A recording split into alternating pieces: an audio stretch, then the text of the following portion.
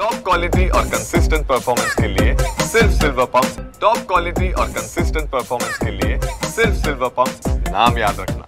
आम्ही काय म्हणतोय, आमच्या सैन नंबरचा कसा म्हणतोय ना, त्याच्यात जर आमच्या बरोबर कोण असेल संलग्न, आमच्या बरोबर कोण सामील असेल तर आम्हाला सुद्धा फसवून काढावं म्हणतोय ना आम्ही.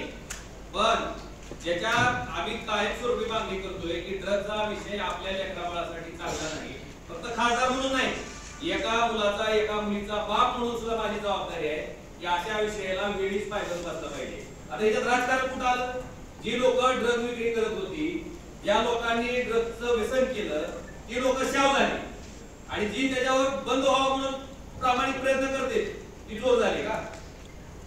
आणि मंत्री महोदय मला सांगायचे, त्या ड्रगच्या प्रकरणात इन्व्हॉल्व असणारा माणूस प्रेस कॉन्फरन्स घेत आहे आणि आमचा बाप काढते.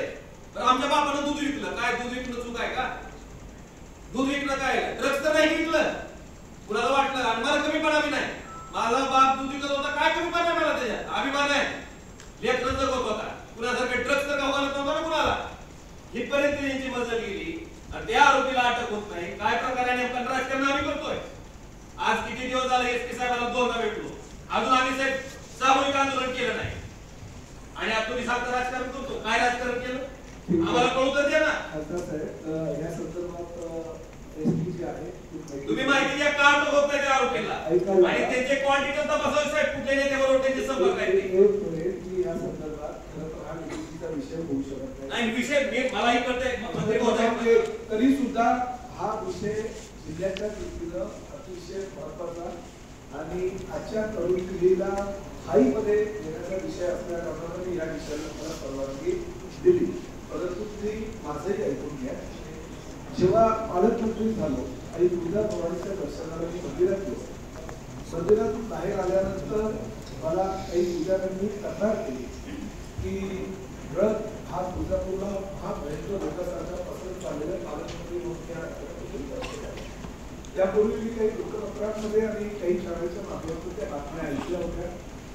ज्यावेळेस आमची कॅबिनेटची बैठक चालू होती, त्या बैठकीमध्ये माझी पालकमंत्री म्हणून नियुक्ती झाल्यानंतर मी सर्वप्रथम जर तुझा मुद्दा घेतला असेल तर कॅबिनेटमध्ये हा मुद्दा घेतला होता की सगळी धाराशिवचा पालकमंत्री या मुख्यमंत्री होते आणि ह्या जिल्ह्यामध्ये तुळजाभवानी मंदिराच्या सारख्या पवित्र ठिकाणी तुळजापूर शहरामध्ये ड्रग्सचा व्यापार मोठ्या प्रमाणात होत आहे अशा बातम्या येतात. हे आपल्या दृष्टीने अतिशय खेदजनक आहे आणि मुख्यमंत्र्यांनी त्याला अनुमती दिली आहे. मुख्यमंत्र्यांनी स्पष्टपणे सांगितलं की त्याचा नाही आहे.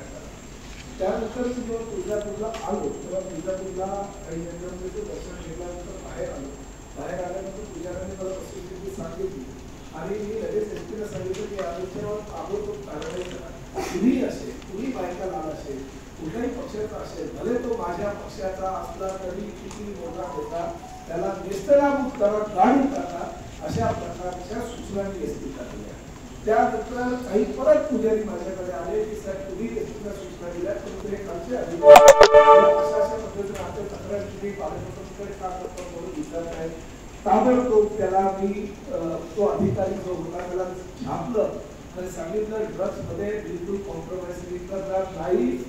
जर कुठल्याही पक्षाचा आणि कुठलाही माणूस, कुठलीही व्यक्ती, कुठलाही नेता या प्रकरणात असेल तर त्याला नेस्तनाबूत करा. पूर्ण सरकार माझ्या पाठीमागे आहे. मुख्यमंत्री आणि माननीय दोन्ही उपमुख्यमंत्र्यांची माझी चर्चा झाली आणि त्यानंतर तुमच्या माहिती करता सांगतो मी सातत्याने ज्या ज्या पद्धतीनं वृत्तपत्रांमध्ये बातम्या येतात त्या पद्धतीनं किती काळात बातम्या या संदर्भात यायला लागल्या की एसपीच्या संपर्कात होतो, किती आरोपी पकडले, कुठल्या आरोपीवर कुठलं कलम टाकले, त्यानंतर किती आरोपींना आता काय काय झालेलं आहे, त्यांना बेल अप्लिकेशन झालेलं आहे का, एसपी मला सांगितलं 2 वेळा रिजेक्ट झालेली आहे. त्यानंतर मी विचारलं अजून आरोपी किती आहेत, त्यांनी 22 आरोपी सांगितले, त्यातले 17 ते 18 आरोपी कुठले आहेत त्यांनी तेही सांगितलं, 4 ते 5 आरोपी कुठले तेही मला सांगितलं. आणि त्यानंतर मी कालच एसपीला इन्स्ट्रक्शन दिलेले आहेत, त्यांना असं सोडू नका. 2 वेळा बेल रिजेक्ट झाले ना त्यांना आयुष्यभर खितपत पडलं पाहिजे. नार्कोटिक्स डिपार्टमेंटला पत्र द्या आणि कुठल्या प्रकरणामध्ये हे अजूनही असतील म्हणून याचा ताबा नार्कोटिक्स डिपार्टमेंटला द्या, अशा मी सूचना दिलेल्या आहेत. माझी आपल्याला विनंती आहे, पोलिसांचा तपास आहे, पोलिसांच्या तपासामध्ये राजकारण आडवं येणार नाही. जे आरोपी आहे कुठपर्यंत पळतील ते पोलीस बघतील. काही काळजी करू नका. 22च्या 22 आरोपींना अटक करतील आणि पोलीस त्यांना त्यांची जागा राबवतील एवढी मी हमी आज या ठिकाणी तुम्हाला देतो आणि हा विषय संपतो.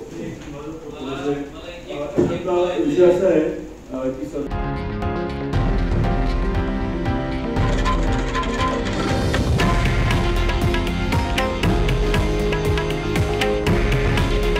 हे आहे देशातील नंबर 1 न्यूज नेटवर्क आणि आपण पाहत आहात TV9 मराठी. काळजी तुमची, हित महाराष्ट्राचं.